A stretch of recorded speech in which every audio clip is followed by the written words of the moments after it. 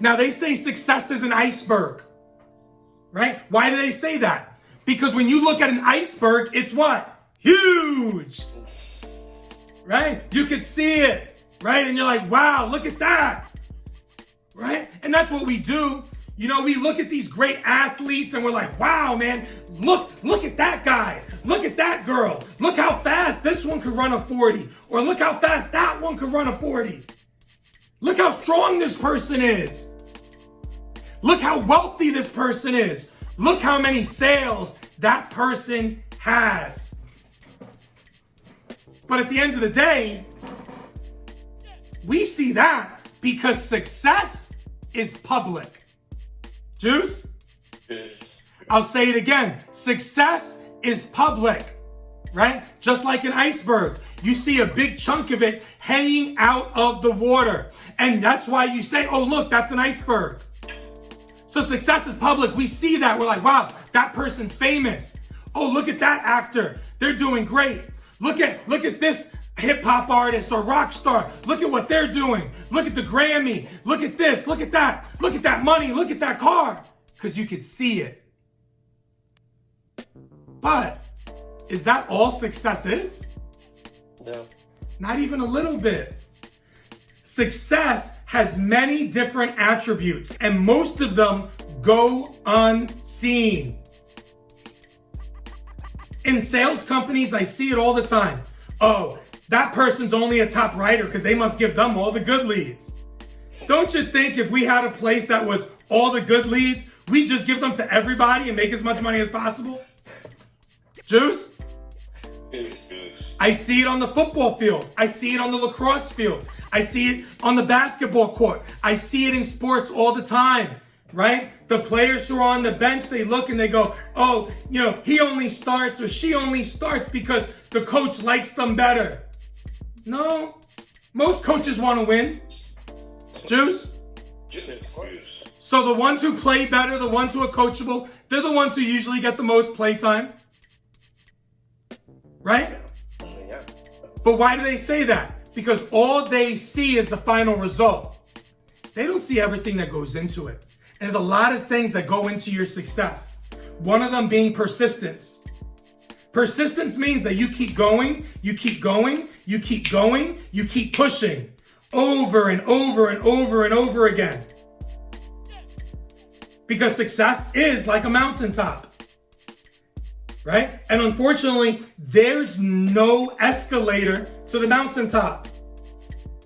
There's no elevator to the mountaintop of success. You have to walk there, and it's a tiring walk. And at the end of the day, your persistence will pay off in the end. The next one no one likes to speak about is failure. You see the success, but you don't see how many times someone failed beforehand, before they were able to reach that level of success, right? And failure is not the opposite of success. Failure is a part of success. But if we let our failures and our downfalls and what got in our way one time stop us from pushing forward, we'll never get to that mountaintop of success. Agreed. It's a part of the road. Another thing is sacrifice. I speak about it all the time. A lot of people want to be successful, but a lot of people don't want to do what it takes to be successful. A lot of people, they want a lot of money, but they're not willing to work extra hours to make that money. They're not willing to sacrifice a few nights out. They're not willing to sacrifice hanging out with their friends. They're not willing to sacrifice hanging out with their girlfriend or clowning around or doing some fun stuff. And guess what? Anyone who reaches a great level of success has had a great level of sacrifice in their life. And guess what else they've had? They've had disappointment, right? You know why? You could be doing everything right sometimes, and sometimes it won't work out. That's life. And it's disappointing. But our disappointment doesn't mean that we have to sit in that disappointment. It should motivate us to do more and be greater and reach that level of success. Juice? Cheers. Another thing is good habits. At the end of the day, good habits produce success. What does that mean? We go over the 8 steps to success all the time. Waking up early, working hard, doing the things that most people are not willing to do so we can what? Afford to do the things tomorrow that most people can't afford to do. Have good habits. If you're getting bad results, it's probably due to bad habits. If you replace those bad habits with good habits, you'll end up having what? Good results. And those good results will lead towards what? Success. Another thing is hard work. Nothing worth having comes easy. It takes blood, sweat, and tears. Hard work. You should be exhausted. Why? Because it takes every ounce of who you are to reach the level of success that you're trying to reach. And the last thing I want to talk about is dedication. When you got your eyes on a goal and you're focused on that goal, you don't take your eyes off of it. I call it Rhino vision. You don't look to the left, you don't look to the right. You got your eyes on your goal and you're dedicated to it.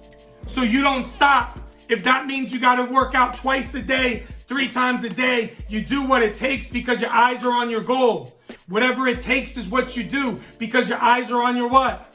Goal. And see, when you're dedicated like that, when you're dedicated and you go to sleep thinking about it, you wake up thinking about it, you eat breakfast thinking about it, you eat dinner thinking about it, when you're obsessed with success and you're dedicated to it, you'll make it happen. And don't let the haters get you down. Why? Everybody who's successful got haters. Tom Brady had haters. LeBron James has haters. Michael Jordan in his day had haters. Anybody who's great has haters. If you're not doing good enough for someone to hate on you, you're doing it wrong.